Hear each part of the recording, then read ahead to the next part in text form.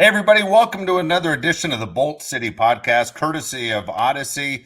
Again, Los Angeles Chargers coming off a big win this past Sunday against the Atlanta Falcons. Los Angeles Chargers will take on the San Francisco 49ers in a Sunday night football game. Very excited about that because we always talk about it. It is the highest rated game of the week. Now, Monday Night Football, we know this is the game that everyone talks about where the NFL players are watching. But for fans, Sunday Night Football has turned into something big.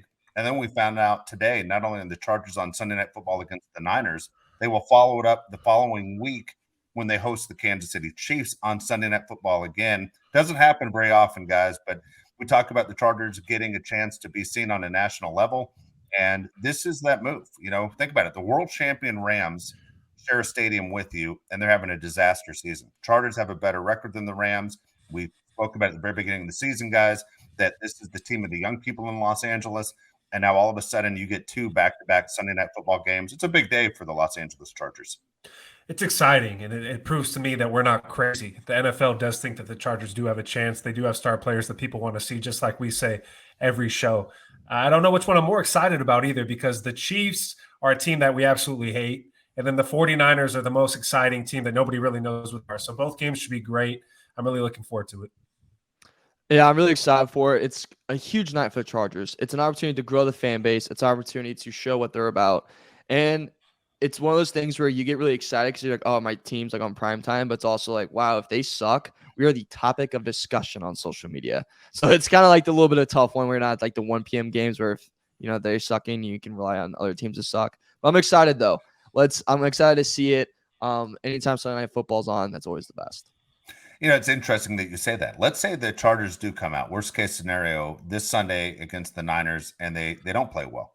We spoke about it, how the Niners now with their new weapon in Christian McCaffrey, how there's so many different options for Kyle Shanahan to put together on the offensive side of things. If they don't play well, people the following week are going to go, geez, I got to tune in to watch this team. They couldn't hold their own the week before. They do have to put up a good performance in this game against the Niners for NBC to be happy, for sure. Yeah, well, it all falls on Justin Herbert. The Chargers will be as exciting as Justin Herbert plays. And I think Justin Herbert, coming off of his last game, looks as good as ever. If he can play as well as he did, then I think the Chargers are going to have a chance like every game. Who's going to be the guys catching the ball, though, man? That's always going to be the question. Is it going to be Josh Palmer again stepping up? Is Mike Williams going to be available? I don't know if that's going to be the case, but everything goes as Justin Herbert goes. If he's out there, it's going to be exciting. Yeah, hopefully this will be a bigger push for Keenan Allen to play. I'm not going to make any bets on it, but let's hope that it's a bigger push for him to play. But yeah, it does rely, sadly, a lot on the shoulders of Justin Herbert and Austin Eckler. What can we get out of these two guys?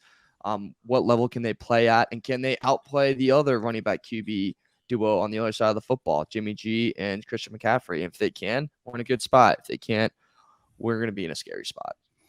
Some big news around the NFL, and I want to ask Mario because today, as we do the show, happens to be today. I'm in Southern California. Josh is in Dallas. Mario's in Indianapolis, and I think maybe the biggest story in the NFL this year is what the Colts did yesterday, as we do the show on a Tuesday, of naming Jeff Saturday, the former center fan favorite, the head coach of the team. It was one of those like you couldn't believe it when it was announced from all the way where I am right now, guys. But, Mario, you're right there. What were people in Indianapolis saying when this went down? They were honestly in utter disbelief, and a lot of people were like, is this a joke? Like, in multiple group chats and multiple people, I remember yesterday, I'm fine to say remember, like it was 10 years ago, it was just yesterday, but like I was talking to my brother-in-law, and he was, I just got again, by this fake Twitter account saying that Jeff Saturday is the interim head coach for the Colts, and I was like, I'm sorry to tell you this, Charlie. But that is true. That is absolutely true. He is the head coach of the Indianapolis Colts. This might be the lowest point in Indiana, just sports. And there's been a lot of low points. Trust me, just living here, we've gotten kicked in the nuts a good amount. But this might be the absolute worst. You have no one on the coaching staff that's ever had experience calling plays. And then now you have the guy that's calling plays had to beg for a job and was Frank Wright's assistant. Not a coach, just his assistant. Now he's calling plays for you. So big jump for that guy. Jim Irsay led the most heinous press conference I've ever seen in my life. Shout out to him for saying the advantage Saturday has is that he doesn't lean on analytics. That's his coaching advantage, which is good. That means, he doesn't lean on reasoning, and that's good. He just acts out of heart. And the other thing he said, which was good, they're really happy they were able to get him and that he was available. And that's good because, okay. Contrary though, Dave, my high school, their head coaching's up. They need a head coach. So they might have called Jeff Saturday too. He went to church in my hometown. So you never know. Maybe he wanted to come back to good old Noblesville, Indiana. So they had to move fast on him. But if you're a Colts fan, that was the worst day by far there's nothing to look forward to. There's absolutely zero to look forward to in that franchise. How is he the guy you call? How does that happen? Like, they're going, hey, we're going on in 5 minutes on ESPN. They go, where's Jeff at? Isn't he supposed to be here? Oh, he's the head coach of the freaking Colts. Like, that's crazy about those Colts teams that were so good. Jeff Saturday wasn't even close to calling the plays. You had Peyton Manning, who was really calling the plays. You had Jim Caldwell. You had Tom Moore. Like, Jeff Saturday's not even in the equation, yet he's the head coach of the freaking team. This has to be a low point in the Colts history. Tony Dungy said he wishes he could have called Irsay to talk him out of it. He literally said that. He goes, I wish I could have called Irsay to talk him out of it. And the person I feel bad for this whole thing, honestly, is Chris Ballard, who was, taught and said, like, this guy's a massive GM. He's a genius and everything. And now he has to sit by Jeff Saturday and Jim Irsay. So there are a couple of things that are crazy. Like, one of the craziest hires of all time was Notre Dame. This is before you guys were even born. Notre Dame hired a high school coach to coach the University of Notre Dame. And everyone's like, what the hell, dude? Well, he's won state championships like in the state of Ohio. He's going to be fine. Well, he wasn't fine. I think it was Jerry Faust. He wasn't fine. It was a disaster. And Jeff Saturday, you played in the NFL, and you were great at the position you played. He's the first coach in the NFL history to go become a head coach in the NFL who had never coached in college or in the NFL before. He was an advisor. That was it. First, I mean, his everyday job was working with Mike Greenberg. I mean, that is bizarre. I mean, I was watching ESPN this morning. They're saying, well, Jeff Saturday is supposed to be our NFL guy. This is his day. Now we're sitting there scrambling, trying to find someone to fill his spot today. He was just a talking head. This is one of those we talk about all the time in life, where when people tell you you're great all the time, your sense of reality gets screwed up. And sometimes you say, well, you can't blame the guy. His sense of reality is messed up. He hears things that aren't, exactly what's factual. The fact that Jeff Saturday even took the job, it will go down as a joke. I mean, here's a guy that's beloved, I imagine, in Indianapolis, and everyone likes Jeff Saturday. I've never heard people say bad things about him. But, dude, it's a huge damn difference to coach in the NFL. If Nathaniel Hackett is overwhelmed, what's going to happen to Jeff Saturday? There's no one on the Colts staff that has ever called an NFL play. And now all of a sudden you have the assistant quarterbacks coach. He's the guy that's going to be designated to call plays. It is absolutely amazing. There is no upside to this move. He doesn't even have the tools to succeed. I mean, look who his quarterback is. Look at what that offensive line has done. I understood if you maybe brought him in as your new offensive line coach. But, dude, it is horrible. I mean, Mario, you've talked about it, I think, off this show to us about how bad the offensive line is. Every guy who's listening to us right now on the Bolt City podcast is in a fantasy football league where Jonathan Taylor was taken number one. He's had a terrible year because the offensive line's been bad. Matt Ryan was bad. The quarterback now is a rookie who's overmatched.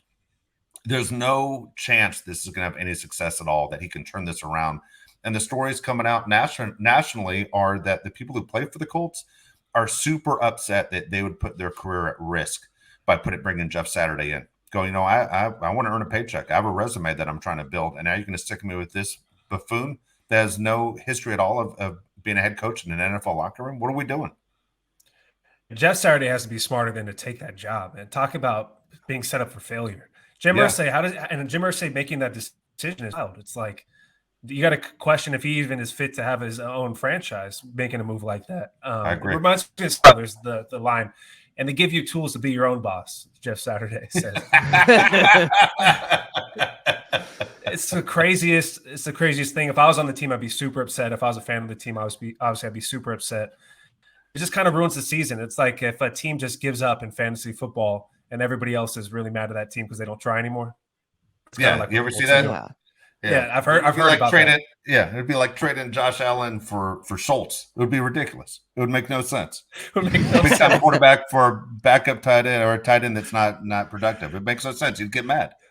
Yeah. Well, what does Yeah. this mean though? If you're the Colts, you want Bryce Young or C.J. Stroud, right? You're tanking for a reason. Okay, so that's the question of Mario. Are they tanking? Is everyone believe they're tanking? And is Jeff Saturday promised another year after this? Because the title's an interim coach. Is he just holding this down? Because if that's the case, why wouldn't he just let Frank Reich run it into the ground the rest of the year?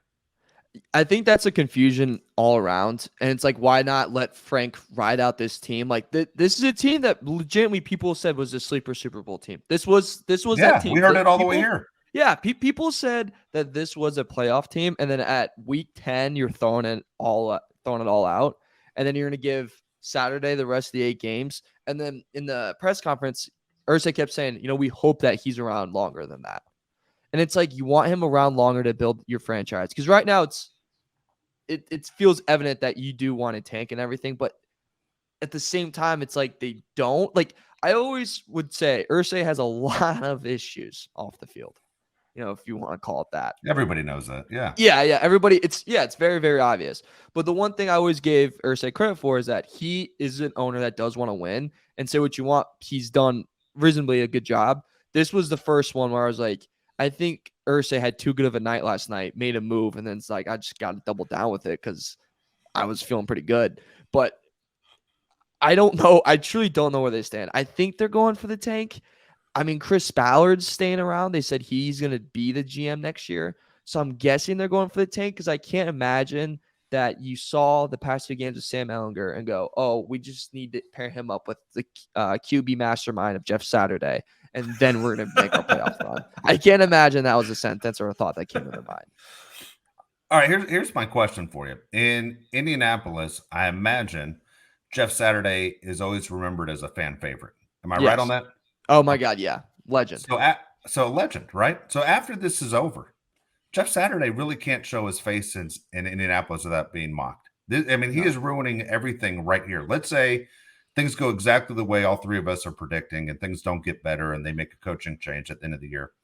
Jeff Saturday can't show up to Colts games and go, hey, it's Jeff Saturday. It's like, no, there's the guy getting out of the clown car. It becomes just like, dude, we're never going to look at you the same way again, because you were completely overmatched. And whoever got in your head and said, hey, this is a good idea, horrible advice. And you can't tell me he was Irsay's first choice. Don't tell me he didn't call Peyton Manning first. He called someone else first. You know what I mean? He might have called Reggie Wayne. I don't know. Dallas Clark. Yeah.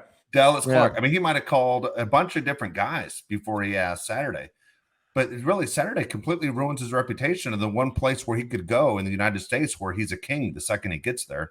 And now he's never that guy again. He's a goof. This reminds me of like craziness level of when Bill O'Brien traded DeAndre Hopkins for David Johnson. And you're like, holy crap, man. Did somebody like sign off on these things? I just can't believe it happened. If I'm a Colts fan, I think I can look forward to is Alabama and Ohio State football, because one of those guys is going to be a quarterback next year. Yeah, that's what you gotta be praying for. And I think the thing that I just remember that stuck out to me about this press conference, and this is something I still can't believe. So Chris Ballard, I'm going to speak loosely because I'm not calling him word for word, but he did. He tells me that, you guys were ripping on me hard. You guys were very, very hard on me for going all in on our O-line, and you guys wanted me to get more receivers. Well, like, look where we're at now with our O-line. And I'm like, I don't know if you mean that's not that you went all in on the O-line and it still sucks and you're paying them the most. And second, did you really just like call indie sports media like hard on you? Like that, if you think indie sports media is hard, you are the dumbest human being on this planet, because they've been the nicest to the Indiana Pacers, and the Indiana Pacers have lived in purgatory the past 15 years. And there's been a garden for them every single press conference and every single thing that they do. So it's like, if you're going to be kind of, I'm going to say butthurt, if you're going to be this butthurt about what the Indianapolis media is doing to you, you should probably stay in Indy, because boy, can you not handle any other market in the NFL. Yeah. So here's the interesting thing. The game coming up this week is you have the Colts taking on the Raiders. A lot of rumors the Raiders are tanking now too, right? You talk about those quarterbacks that Josh just mentioned a second ago. You have 2 teams facing each other, or where it's either the Stroud game or the Bryce Young game, but 2 teams looking for quarterbacks. The story is, at least out here on the West Coast, the rumors are that, as we talked about in the last show, if the Raiders get rid of Derek Carr right after the season, they save $110 million. The talk is Carr ends up with the Jets, and the Raiders start all over with a brand new quarterback, and they have room to basically fix that roster a little bit. But that's the big story now, as far as you have two teams that have to almost are in the same boat with the Raiders and the Colts facing off this Sunday. So the magic question is, I think it was Mario who said it, if I pick the Raiders again, you guys punch me right in the face.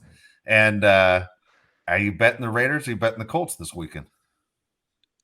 Like, my first instinct yesterday was to like throw everything in my BetMGM King of Sportsbook bank account on the Raiders spread. That was my first reaction before it moves and gets out of hand. It's only 3.5 right now, Raiders. Only 3.5.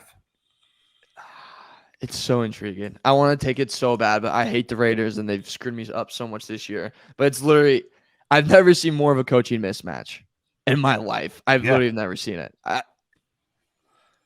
It's a stay away. It's a stay away.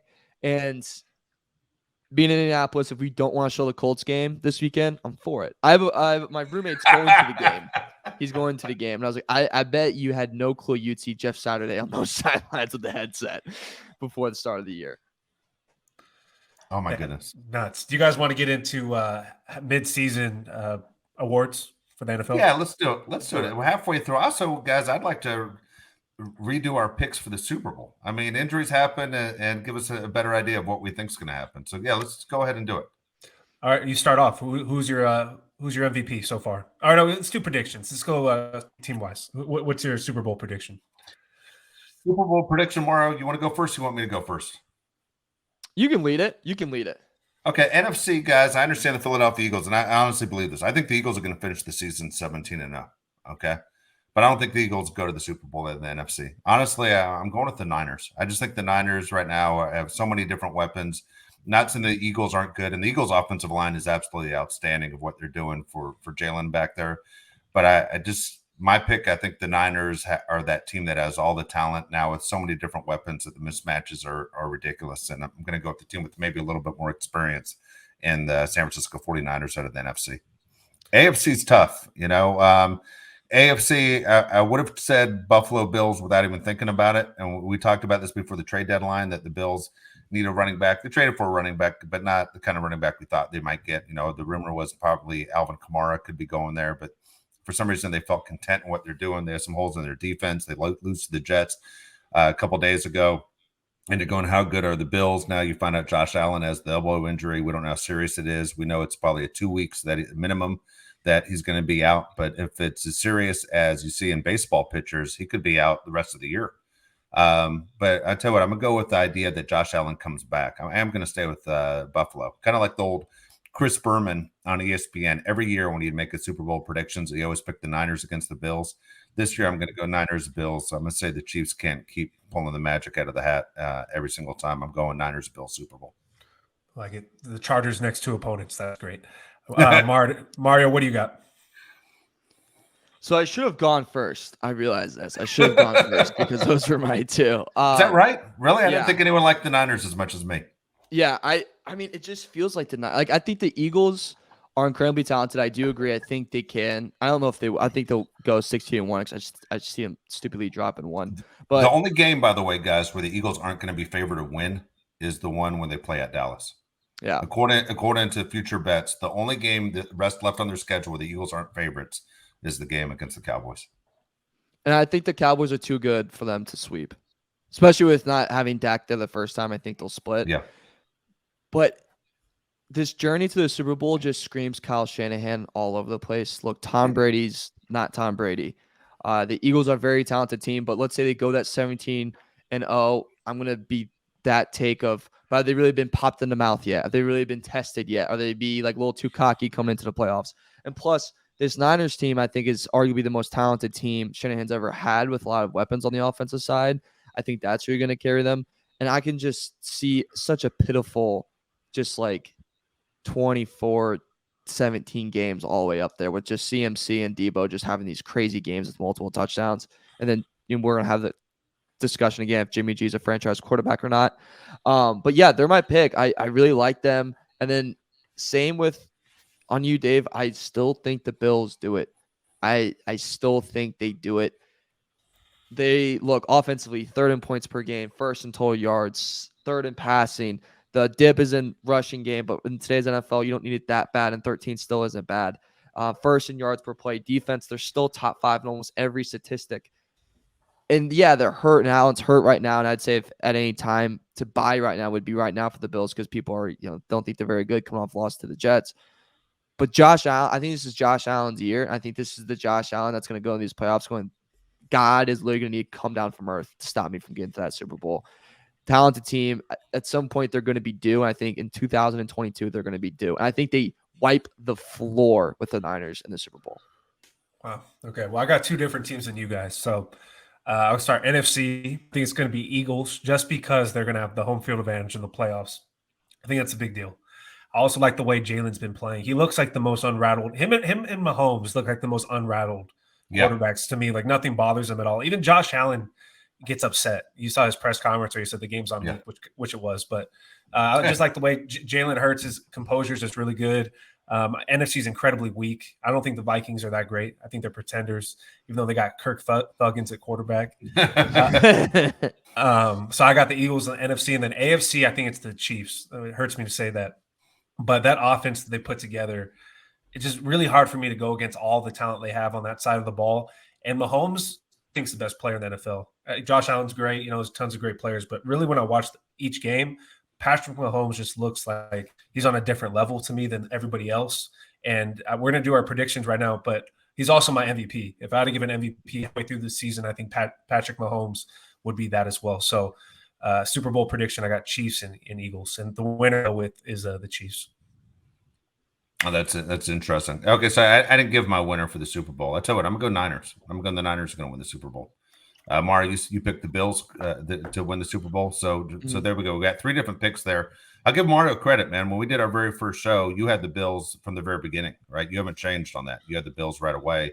I had the Rams and had the Chargers in the Super Bowl. I'm shocked what the Rams are doing right now. I mean, the fact that the Chargers have taken over Los Angeles as the best team, not even a year removed from the Rams winning the Super Bowl is a pretty good sign. But what's happening with the Rams and the talk of the head coach retiring early and everything else is pretty amazing that things are falling apart. That Rams franchise, by the way, guys, not only are you talking about your coach leaving and the team on their way to a disastrous season, they have no draft picks to fix things in the near future either.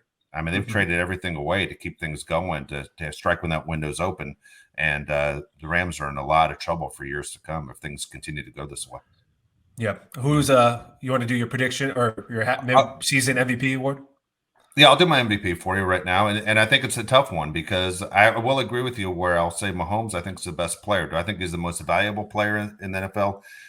I think the guy that would deserve it would be Jalen. Just for the fact, man, you go 17-0, 16-1, man, you should be the MVP. I mean, Jalen has really turned into an amazing quarterback, an amazing career so far. When I don't think a lot of people saw it coming, including Jalen, who told you, Josh, that he didn't think he was even an NFL quarterback at one time. For me, though, man, if I had a vote, an NFL MVP vote, I know it's going to sound different than everyone else's, I'm picking Tua. And the reason I'm picking Tua is the Miami Dolphins are undefeated in games that he has started and finished this entire season. And say whatever you want about the Miami Dolphins, but the Dolphins knocked off the Bills, and the Dolphins are a team that nobody has spoken about since basically 1985. And Tua has made that team relevant. And, you got to give a lot of credit to the head coach. But when Tua didn't play, the Dolphins were a shell of themselves. And so for me, the MVP, most valuable, keyword valuable, is Tua, not most outstanding, most valuable player. I'm sticking with my MVP with Mahomes. So I already said what I needed to say. What do you got, Mario? So I was actually really looking at Tua earlier, Dave, and I was like playing with some numbers. I was like, I really can't see Tua. I would love that story too. 100% love that story. So I do agree with you also, Dave, that if you go 17-0, the quarterback's getting the MVP. There's so much history in the NFL that points to that. And if you're a betting man like I am myself, like him or anything with the future of Jalen Hurts MVP, because the Eagles even going 16-1, I still think will be pinned to Hurts winning the MVP. I just think that's how it goes. But my MVP is Josh Allen. Has been a little sketchy lately, but look, 4th in passing yards this year, 2nd in TD passes, only 8 interceptions. That's 3rd least in the NFL, 3rd best QBR. PFF has him as the third best QB at the moment. Who do they have at number 1? I think it was Geno Smith. I need to double check, but I still think it's the legend himself. No, it's Tua. Yeah. Did you do that on purpose? Yeah, I had a feeling it was Tua. Oh yeah, it's Tua. Gosh, I didn't know, but everything I've seen on Tua ranks number 1 in almost every category. Yeah, I mean it makes, and like Tua's been on a hot streak right now. Allen's kind of cooled down. If anything, I think there's the most value now to take him MVP if you're going to. But I'm a huge Josh Allen fan. I'm a huge fan of his, and I think he's one of those guys that, like, there's always two players that really deserve the MVP, and I think he's gotten the short end of that stick. I think this is the year that he finally gets it. And I think this division's the toughest it's ever been. So a lot of respect to him. He's my midseason MVP. I like it. Why don't you start off with Coach of the Year, Mario? Okay. Coach of the Year. Dude, I jumped like all over the place with this. I jumped all around and more with this. But it's got to be the round man in New York Football Giants. Yeah, Brian Daboll. 6-2 with Daboll. Yeah. Daboll. Brian Daboll. Yep, that's his name. Yep. 6-2 with Daniel Jones. Daniel Jones is not a good quarterback. He's not a franchise quarterback. He's a great backup for you that you put in for one game when you need a backup and you run the option all day long with him. And the fact that he's been able to have success with him is just absolutely insane. He's revived Saquon Barkley's career, which is huge because I've liked Barkley a lot. His calves are the size of my body. I love him a lot. He's third in rushing in the NFL. And I did this earlier because this is what I was trying to think of Coach of the Year because I was like Sirianni, and I was like, but I mean, kind of. He's got a lot of talent though. So I thought you were going to say Pete Carroll. I thought I would have bet. I was thinking Pete Carroll. Yeah, I was thinking Pete Carroll, but then I did this. I did this game in my head. I said, okay, Carroll or Brian, can you name 5 good Giants players? No. That's where I went. That's when I was like, I can name 5 good Seahawks players, but I can truly not name 5 good Giants players. And that screamed to me, goes, he's a coach here because he's dealing with the less talent. I'm not saying I know every player. I mean, you can pull up any player. I can tell you where to college, high school, who his mom is and who his father was. But I'm saying is that there's something to be said that he doesn't have big names on his team, and he is winning, and he sits at 6-2 in a pretty tough division. Josh, you go next. I think this is the hardest one to pick out of all of these because, as Mario said, there's so many coaches that could be like competing for this award. The first one that jumps to my head is Robert Saleh for the Jets because that team sucks and they just beat the Bills.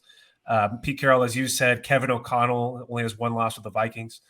But I think just for all the reasons you said, Jalen Hurts would win MVP. Same thing for Nick Sirianni. If they go 17-0, I think you have to give him Coach of the Year. He literally didn't lose a game. So it would be the most logical thing to do. But there's a lot of guys you could give this award to, and I don't think people would complain about it because they've really coached well. Man, I'll tell you what, I'm shocked. I thought for sure one of you guys were going to say Pete Carroll. I don't disagree with either one of your arguments right there. It's funny is I thought my pick was going to be one that you guys didn't pick, but for me, I picked Brian Daboll too. I look at that Giants team, and I remember week 1 of the NFL season, Josh and I were in New York City, and we're watching the Titans-Giants game, and the game was in Nashville, and the Titans were the number 1 seed in the AFC last year, and I'm going, this is a gimme game for the Titans. And the Giants win. And I just went, man, this is one of those games that you let get away. There's no way that can possibly happen. And then you realize the Giants have been for real. And they've been for real the entire season. It's amazing what's happened with both those teams in New York, right? The Jets and Giants, their fan bases have had miserable times over the last 10 years. And then all of a sudden, they're both something to talk about. But I go Daboll. And I've watched him for a long time. I watched him when he was offensive coordinator at Alabama, won a national championship with Tua and Jalen. If you recall, that was the game against Georgia where Jalen had a horrible first half. They put Tua in. Tua comes back, rallies, and the game-winning touchdown pass to Devontae Smith, and Alabama wins. Well, he's only at Alabama 1 year. Then he goes to Buffalo, and he works with Josh Allen, and Josh Allen becomes a superstar. You knew he was a very good coach, but to work with Daniel Jones, who I think most of us agree is lower-tier quarterback in the NFL, and to get the wins he's getting out of them. This might be one of those things that kind of backfires on Daboll in the future, that you're kind of now stuck with Daniel Jones, right? I think, Josh, you said it before the season began. Don't be surprised if Tua ends up in New York with the Giants because they have a relationship with each other. And now it looks like there's no way Tua's ever leaving Miami, and Daniel Jones now could be stuck there. But for me, Dable's the guy, and man, there are a lot of good ones. I wasn't even thinking Kevin O'Connell at the time, but Viking fans will tell you, man, that's where that vote should go, because they watched what happened with Mike Zimmer for years, where the Vikings played what below, I think people thought their talent level was at. So there are a lot of good calls out there as far as coach of the year. Why don't you kick off offensive and defensive players of the year? Man, that's a good call. It's funny. I thought you were going to go rookie of the year next. Let's start with rookie of the year just because it's fresh in my head right now. All right. I think and defense. Let's go. I was going to go offense only. I was just going to go Kenneth Walker III from Seattle would be my offensive rookie of the year. I think a lot of people are talking about Pierce from the Texans, but I'm going Kenneth Walker as I think the main reason, or second main reason why Seattle is in first place in the NFC West right now. But he's the real deal, and he gets an opportunity once Rashad Penny goes down, and it's had just a fantastic season, incredibly hard to stop. So for me, he would have been my rookie of the year. Yeah, I mean, he tore apart the Chargers by himself. I think he's definitely been the most impressive rookie, and the Texans are awful. So yeah, I think you have to give it to him. And then for defensive rookie of the year, Sauce Gardner for the Jets. I love his name, but he's like unstoppable, man. Like you do not want to throw the ball wherever he is. He's that good. I think it's a no-brainer. I saw something on Twitter that one of the gambling sites giving money to anybody that votes against him for defensive player of the year. That's how much of a lock he is. So I think Sauce Gardner for sure. Wow. Yeah, I'm with you. I hate to just bum off you guys, but yeah, it's Kenneth Walker. I mean, he's just a beast. Leads all rookie running backs in rushing yards. And, the Pierce argument, it's there, but the award will always go to the guy on the more successful team, especially when he's a huge part of success like Walker is. Sauce Gardner is absolutely amazing. He's a stud. They found a true number one corner. That guy is going to be such a rich man for the rest of his life, and his kids and his kids and so on. I mean, that guy's a stud. He's a beast. I love him, and he's making me like the Jets, and I never thought I'd cheer for any New York team because they piss me off. But he's making me do it a little bit. So Sauce Gardner's by far, I mean, he's right here for defensive rookies, and then there's 50 piles of crap, and there's everyone else. Not saying everyone else is bad, but I'm saying he's just that far ahead than everyone else in this draft class. Yep, you're right. I agree with you. I'll go first. Okay, I'll go first. For me, offensive player of the year, since I picked him as my MVP, I'm going to go Tua, and for my defensive player of the year, I'm going Micah Parsons.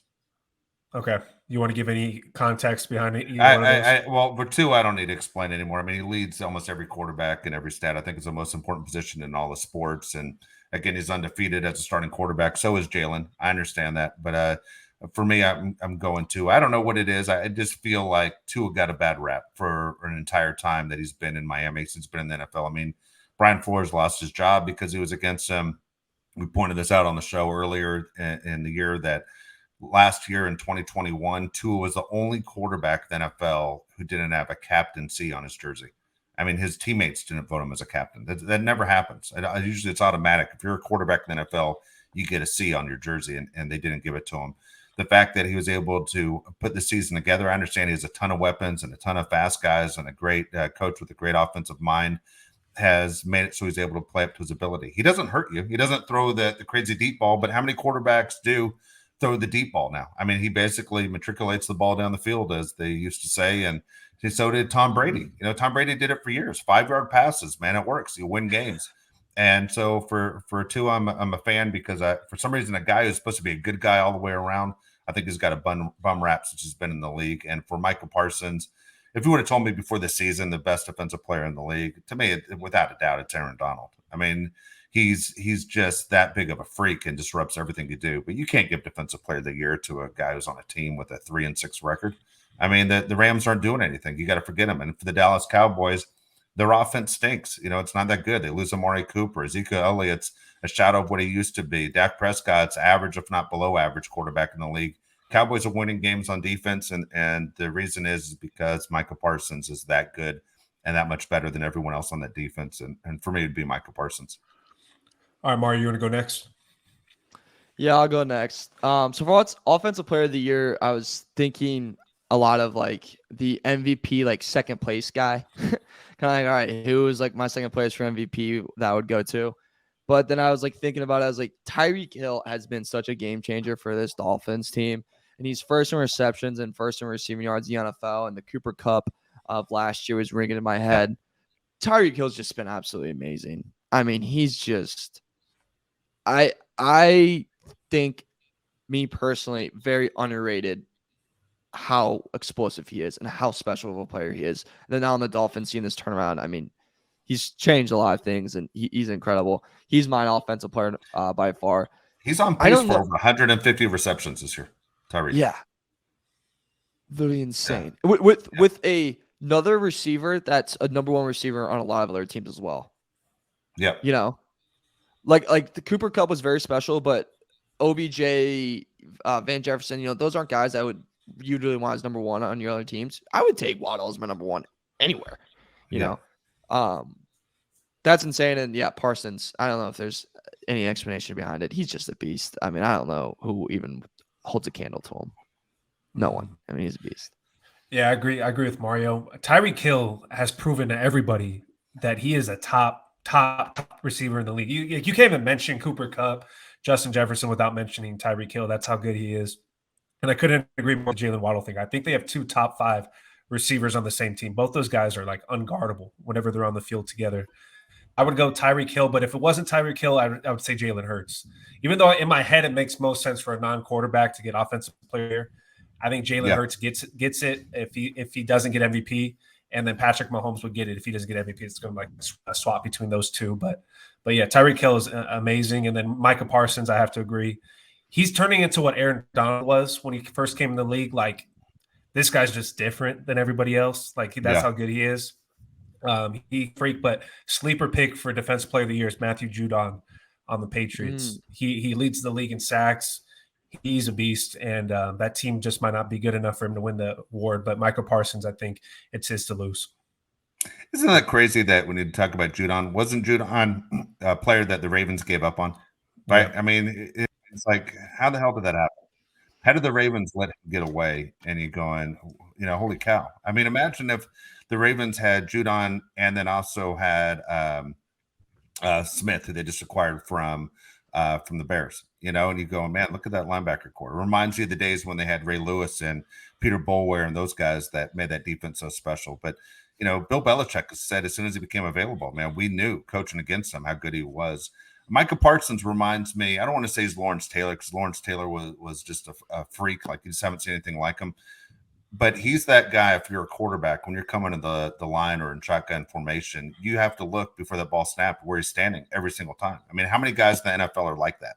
You know, when you become that guy that people are looking around going, you know, Patrick Mahomes is worried about that guy, you know, every time before the ball is snapped. It says a lot about you. Yep. He's that good. Mario, did you want to go?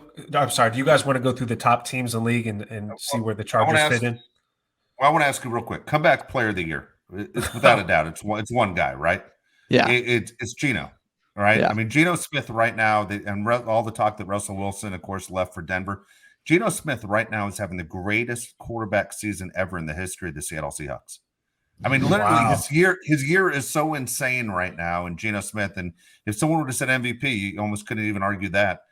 But Geno Smith is having such a crazy year that they should rename the award the Geno Smith Comeback Player of the Year award. It's to be in the league for 10 freaking years. And look, I always know it's a great story when somebody comes back from a blown out knee or cancer, God forbid.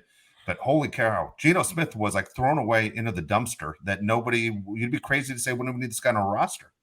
And yet to have the season that he's having is amazing. I don't think it's even close that Geno Smith would be the Comeback Player of the Year. Brian Robinson's probably the only guy arguing, going, what? You know, but yeah. But everyone else is like, yeah, you know, Geno Smith is like, yeah, he's had an amazing year. Am I right? I mean, it's not even a question. No, that's the most easy award to give away. Not even a question. I agree with you. Yeah. Go ahead, Josh. Finish what you're saying. I just want to go through the top teams in the league according to you guys want FF rankings or the NFL.com power rankings. Which one do you guys want? Which one do you trust more, Mario? I trust just the NFL.com, because the PF is a lot of recency bias.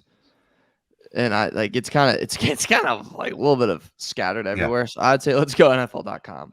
All right, I'm going to read these to you guys, and you can go first. Which team jumps out to you the most? And we'll just start out. Which team jumps out to you the most? We'll go number 1, Eagles. Number 2, the Bills. 3, Chiefs. 4, Cowboys. 5, Ravens. 6, 49ers. 7, Vikings. 8, Titans. 9, Jets. And 10, Seahawks.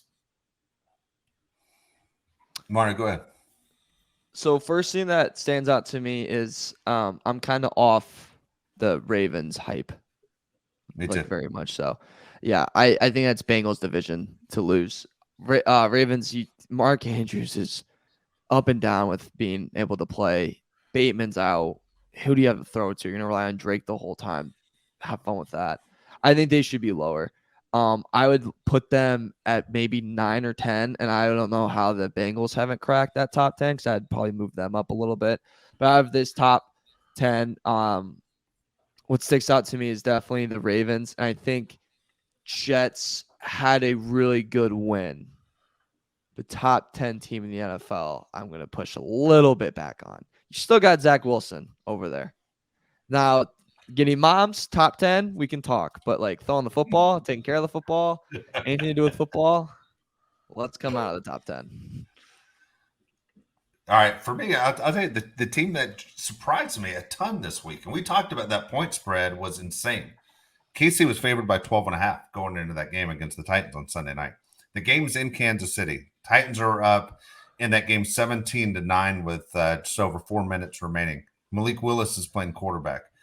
I'm sitting there looking at this game going, this game shouldn't be that close. I don't think the Titans guys got a first down in the second half. The whole game. I mean, the whole second half, they didn't get one first down. And I'm looking at Mike Rabel and the way those guys play for him. The roster is not good outside of Derrick Henry. And you're going, how in the hell are they even competing, let alone have the lead in Kansas City with a rookie quarterback who definitely can't throw? I mean, the funniest damn thing of that game was the Sunday night game this past week was they show Malik Willis's parents in the crowd, and they're saying how they never miss a game and they travel to go watch their son play. Malik Willis, I swear to God, threw to his dad more than he threw to an open wide receiver on the Titans. You see how many times he threw the ball into the crowd? And I'm like, dude, are you still playing catch with your dad? I mean, it was over and over again. He's throwing the ball to his dad in the stands. It was insane. I was looking at that Titan team going, nobody wants to face this team. There's not a team in the NFL come playoff time that wants to face a team as physical as the Titans, wants to face Derrick Henry.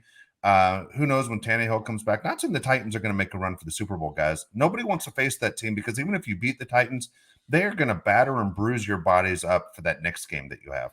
And the Titans shocked me the other night, and that was stopped a 5-game winning streak that the Titans have. They really surprised me. The Niners, I think, skill-wise, are what the Chargers I thought would be. But for me, I don't think anybody wants to face Tennessee.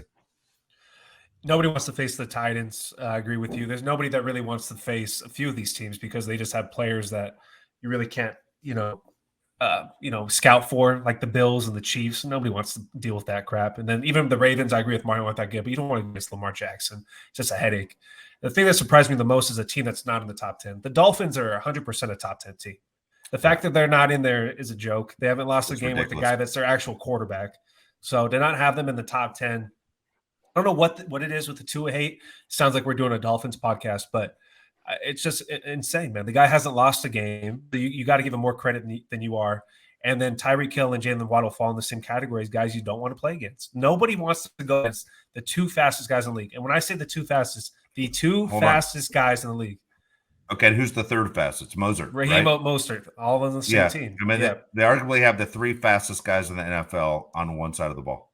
Yeah, talk to NFL coaches. Not that I talk to NFL coaches, but if you were to talk to NFL coaches, they would tell you the Dolphins are on the short list of teams you don't want to play against for that reason. Yeah, so it's a good call.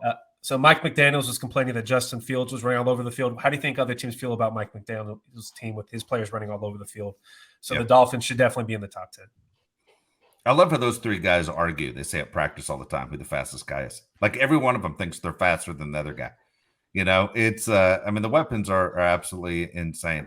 I am amazed of where the Dolphins have come from on what they're doing. It's we get a lot of praise to what this team is doing, but they're exciting. I was trying to look at the NFL guys. Like, I know I'm a diehard football fan. I know you guys are diehard football fans, But if I was sitting there watching the game with, let's say, my wife who doesn't care about football, but I'm trying to explain the game to her and saying we're going to watch a game that's going to keep her interested and exciting, we're watching the Dolphins because that offense is exciting. Now, I honestly believe the Chargers can be that offense too once you get your wide receivers back, especially if Joshua Palmer remains a part of the offense.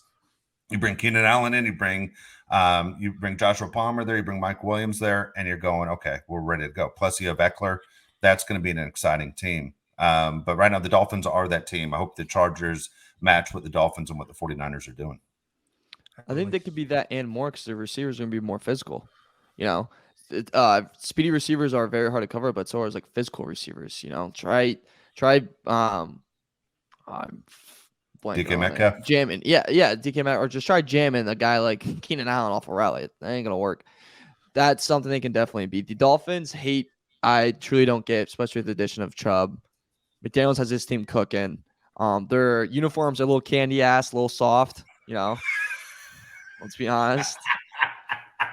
Wouldn't fly in the Midwest, let me tell you. But no, they're some special team. They're definitely a top 10 team in the NFL. I agree with you on that, Josh. Yeah, and then they added Jeff Wilson, by the way, who's a hell of a player. Yeah. Isn't it funny how the Niners keep sending guys to the Dolphins? Right? I mean, you're thinking their head coach knows our guys as good as anybody. Yet he keeps wanting our guys. And yet the 49ers go, okay, there's another one for you. There's another one for you.